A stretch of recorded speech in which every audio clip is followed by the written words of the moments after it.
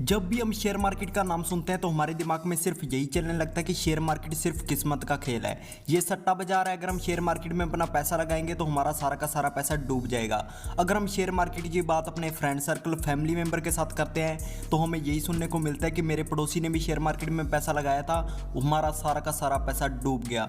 मेरे फ्रेंड ने भी शेयर मार्केट में 10,000 रुपये लगाए थे, एक दिन के अंदर उसका सारा का सारा पैसा डूब गया। शेयर मार्केट में ज़्यादातर लोगों का लॉस इसलिए होता है क्योंकि वो इधर उधर की बातें सुनकर शेयर मार्केट में पैसा लगा देते हैं। टीवी से कोई टिप सुनी, शेयर मार्केट में पैसा लगा दिया, किसी दोस्त ने कुछ बोला, शेयर मार्केट में पैसा लगा दिया, और बाद में वही लोग बोलते हैं कि शेयर मार्केट किस्मत का खेल है, ये सट्टा बाजार है, अगर हम यहाँ पर अपना पैसा लगाएंगे तो हमारा सारा का सारा पैसा डूब जाएगा। लोग ट्रेनिंग में टाइम इन्वेस्ट नहीं करना चाहते, नॉलेज में टाइम इन्वेस्ट नहीं करना चाहते, चीज़ों को सीखना नहीं चाहते। सो आज तक आपने स्टॉक मार्केट के बारे में जितना भी कुछ सुना है उसे बाहर निकालकर इस वीडियो को ढंग से देखो, सुनो और समझो। सबसे पहले कौन कौन सी चीज़ें हैं जो आज की इस वीडियो में हम सीखने वाले हैं। शेयर मार्केट क्या है, ये कैसे काम करता है, शेयर मार्केट को एनालिसिस करने के दो तरीके कौन कौन से हैं, और ट्रेडिंग और इन्वेस्टिंग में क्या डिफरेंस है। तो सबसे पहले शेयर क्या होता है। जैसे ही आपने शेयर का नाम सुना आपके माइंड में आया कि शेयर का मतलब होता है हिस्सा। तो क्या अगर हम किसी कंपनी में इन्वेस्ट करेंगे तो उस कंपनी में हमें हिस्सा मिल जाएगा? अगर आप ऐसा सोच रहे हैं तो आप बिल्कुल सही सोच रहे हैं। जब हम किसी कंपनी में अपना पैसा लगाते हैं तो हमारे दिए हुए पैसे से कंपनी ने ग्रो किया, अपनी वैल्यू को बढ़ाया। जब कंपनी की वैल्यू बढ़ गई तो जिन जिन लोगों ने उस कंपनी में इन्वेस्ट किया हुआ था उस हिस्से की वैल्यू भी बढ़ जाएगी। इसे एक एग्जांपल से समझते हैं। मान लीजिए किसी कंपनी ने 10,000 शेयर निकाले और कंपनी के एक शेयर का प्राइस है 500 रुपये, तो 10,000 मल्टीप्लाई 500, कंपनी के पास 50 लाख रुपए आ गए। इस 50 लाख से कंपनी ने अपने बिजनेस को ग्रो किया, एक्सपेंड किया, मार्केटिंग की, अपने प्रोडक्ट को ग्रो किया, जिससे कंपनी की ओवरऑल वैल्यू बढ़ गई। अब कंपनी के एक स्टॉक का प्राइस 500 से 600 रुपये हो गया।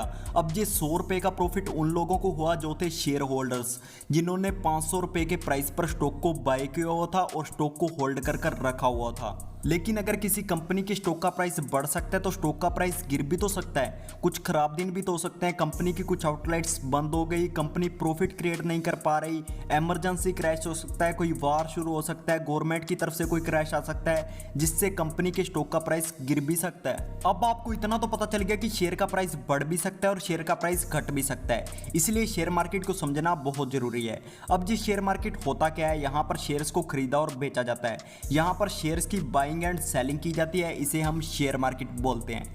अब हम बात करते हैं किस तरीके से हम शेयर्स की एनालिसिस कर सकते हैं। शेयर्स की एनालिसिस करने के दो तरीके हैं, पहला है फंडामेंटल एनालिसिस, दूसरा है टेक्निकल एनालिसिस।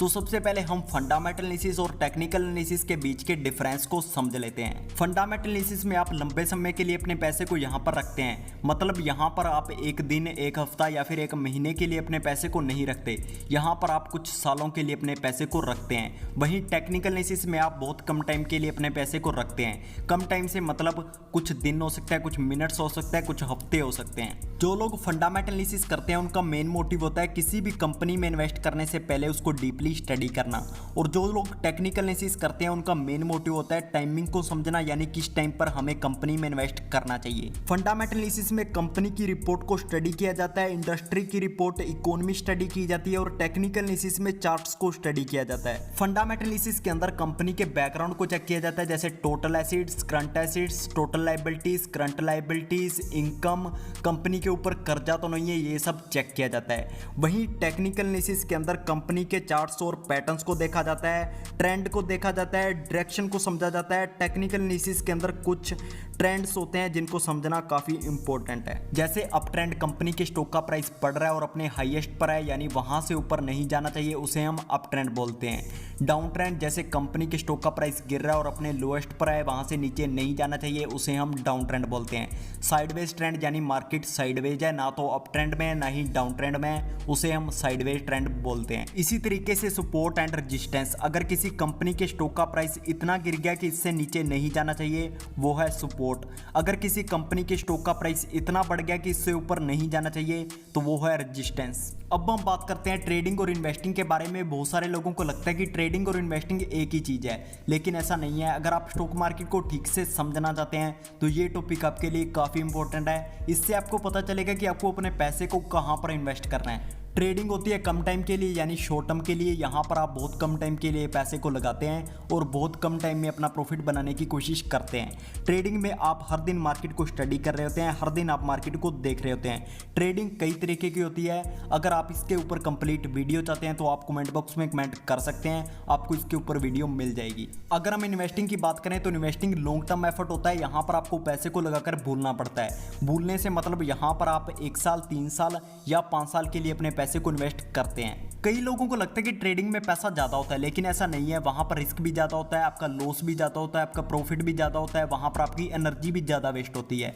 मैं बस आपको इतना सजेस्ट करना चाहता हूँ कि अगर आप कहीं पर भी इन्वेस्ट करें, सबसे पहले आपको उसके बारे में पूरी नॉलेज होनी चाहिए। तो अगर आप स्टॉक मार्केट में बिगिनर हैं और स्टॉक मार्केट में इन्वेस्ट करना चाहते हैं तो सबसे पहले आपके पास एक डीमेट अकाउंट होना चाहिए। डीमेट अकाउंट आप ऑनलाइन इजीली ओपन कर सकते हैं। मैं जिन जिन ऐप्स का यूज़ करता हूं उनका लिंक आपको डिस्क्रिप्शन बॉक्स में मिल जाएगा। वहां पर आप अपना एक फ्री में डीमेट अकाउंट ओपन कर सकते हैं। फिर मिलेंगे ऐसी एक नई इंटरेस्टिंग वीडियो के साथ।